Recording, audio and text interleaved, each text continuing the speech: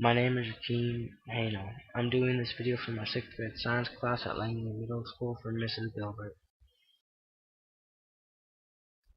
My subject is the French scientist and chemist Louis Pasteur. Hello, Mr. Pasteur.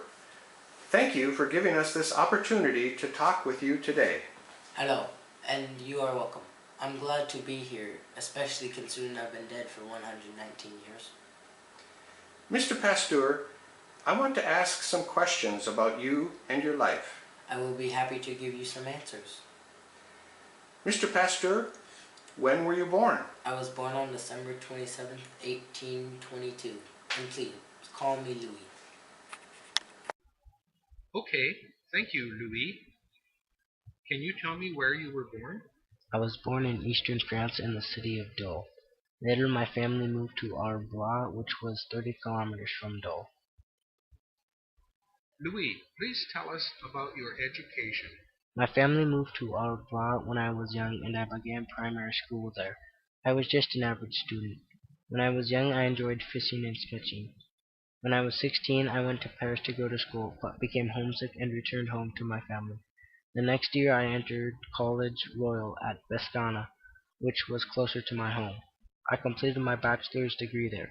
I failed my first exam, but did manage to pass on my second attempt, but I got a poor grade in chemistry. In 1842, I attempted to enroll in the university in Paris. I failed my first entrance exam, but passed on my second try.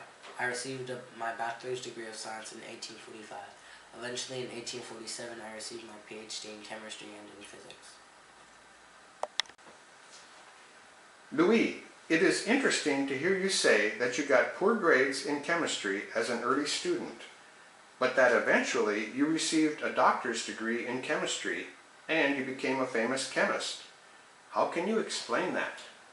During my career, I often said, let me tell you the secret that has led me to my goal. That my strength lies solely in my tenacity. In other words, I'm willing to work very hard for what I want to achieve. Louis, can you tell me about your family?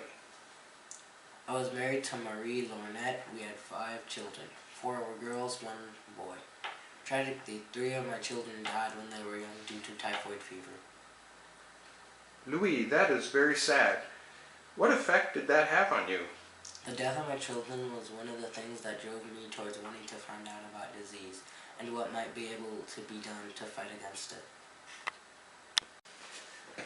Louis, tell me how you first figured out how to combat an infectious disease.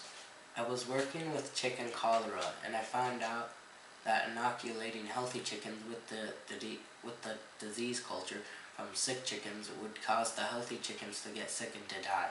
At one point, I was going to leave on the holiday and had prepared a culture for inoculation into the healthy chickens, but my assistant forgot to do the inoculations before he left. When we came back from the holiday several weeks later, we inoculated the healthy chickens with the culture and found out that they became sick, but they did not die. It occurred to me that my time away had allowed the culture to become weaker. I did further experiments to show that these chickens were now immune to the disease. That is, they did not get the disease when we inoculated them with a fresh, strong batch of the disease culture. Louis, can you tell me about other diseases that you worked on? Yes, I worked with cattle on anthrax in similar ways as with the chicken cholera. I was able to develop a vaccine that could make a cow immune to anthrax by using a weaker version of the anthrax germ. Also, I worked on the deadly disease of rabies. I had proven to myself that I could prevent rabies deaths in dogs by treating them with vaccine made from the dead form of the rabies virus. In 1885, I treated a boy who had been badly bitten by a rabid dog. By inoculating him with the rabies vaccine, the boy did not develop rabies. This event was highly publicized, and as a result, I became quite famous. As a matter of fact, after this event I was able to receive a lot of funding to allow me to open an institute of science. It is called the Pasteur Institute, and in modern times it has grown who have 32 branches in 29 countries all over the world. Louis, you are sometimes called the father of germ theory and the father of microbiology. Why did that happen? In my experiments, I looked at many different things that were subject to decay and to infection. I was able to show that if these things were sealed in a glass container away from air and other things that could contaminate them, that those things would not decay nearly as fast as when they were exposed to air. This caused me to believe that there were very small things in the air around surfaces that were the source of contamination. I learned that you must keep the sources of contamination separate from some things that could become contaminated, and you must sterilize some things that if it has already become contaminated. As a result of my experiments, it was interesting me to find out that in some cases microorganisms grew better in a container sealed off from oxygen. I showed this to be true in the making of wine. But for many other cases, microorganisms grew better with oxygen present. I was the first person to use the terms aerobic, meaning with oxygen, and anaerobic, meaning without oxygen. You out there on Whidbey Island might be interested to know how important this biology is in keeping your island safe to live on. Did you know that just about every one of you probably live in a home where all your septic waste is treated in a system right in your yard?